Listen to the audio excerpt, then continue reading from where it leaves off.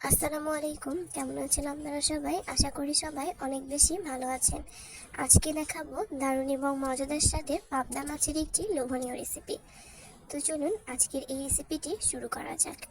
রেসিপিটি তৈরি করার জন্য প্রথমে এখানে পাবদা মাছগুলোকে হলুদের গুঁড়া, মরিচের গুঁড়া, লবণ দিয়ে মাখিয়ে রেখে গরম তেলে উল্টে পাল্টে কিছুটা সময় নিয়ে ভেজে নিচ্ছি। একেবারে কড়া করে না ভেজে অল্প ভেজে তুলে নিব।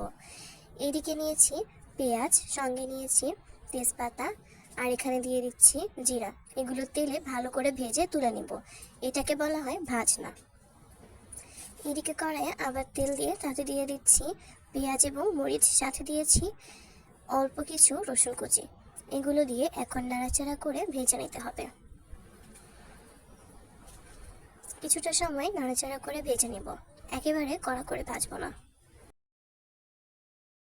কিছুক্ষণ ভেজে নিয়ে এখানে দিয়ে দিচ্ছি অল্প করে পেঁয়াজ বাটা, আর সঙ্গে দিচ্ছি অল্প একটু আদা বাটা। এখন এই বাটা মশলা দিয়ে ভালো করে নাড়াচাড়া করে আবার ভেজে নিব। কিছুটা সময় এইভাবে করে ভেজে নিতে হবে। ভেজে নেওয়া হয়ে গেলে এখানে আমি অল্প পানি দিয়ে দিচ্ছি। পানি দিয়ে নাড়াচাড়া করে মিশিয়ে কিছুটা সময় রান্না করে নিচ্ছি। এখন এখানে দিয়ে দিব স্বাদমতো লবণ। লবণ দিয়ে আবার ভালো করে নাড়াচাড়া করে মিশিয়ে নিব।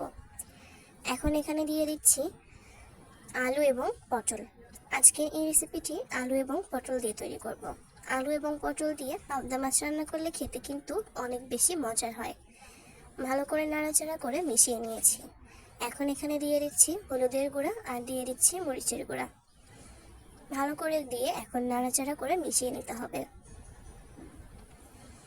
কিছুটা সময় ভালো করে নাড়াচাড়া করে মিশিয়ে নিচ্ছি। এখন ভালো করে আমি মশলার সঙ্গে আলু এবং পটল কষিয়ে নিব।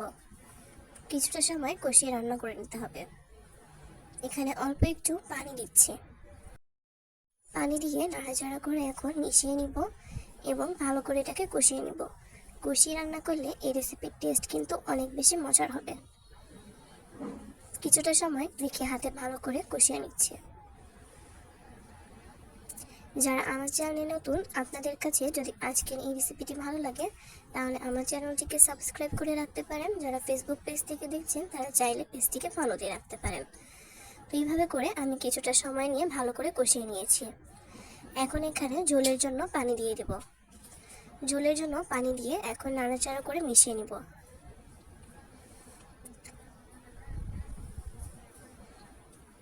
দুই একটা বলক উঠে আসলে এখানে এখন দিয়ে দিচ্ছি আগে থেকে ভেজে রাখা সেই মাছগুলো দিয়ে নাড়াচাড়া করে মিশিয়ে নিচ্ছি। ভালো করে নাড়াচাড়া করে মিশিয়ে নিয়ে এখন কিছুটা সময় রান্না করে নেব।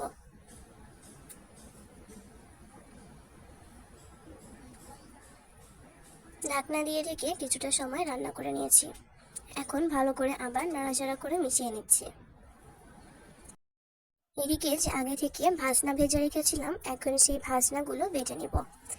এরকম ভাজনা বাটা রেসিপিতে দিলে খেতে কিন্তু অনেক বেশি মজার হয়। এখন সেই ভালো করে ভাজনা বাটা বেটে এখন দিয়ে দিচ্ছি।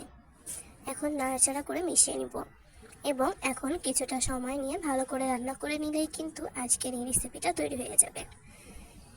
যারা রান্নার ক্ষেত্রে একেবারে নতুন তারাও কিন্তু চাইলে এই রেসিপিটি দেখে খুব সহজে দারুণ এবং মজাদার স্বাদের পাবদা মাছের এই রেসিপিটি তৈরি করতে পারবেন। তো এইভাবে করে আর কিছুটা সময় রান্না করে নিব।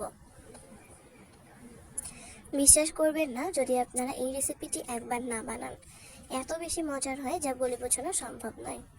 তো এইভাবে করে আমি রেসিপিটি তৈরি করে নিয়েছি। গরম গরম এই রেসিপিটি গরম ভাতের সঙ্গে খেতে ভীষণ মজার হয়।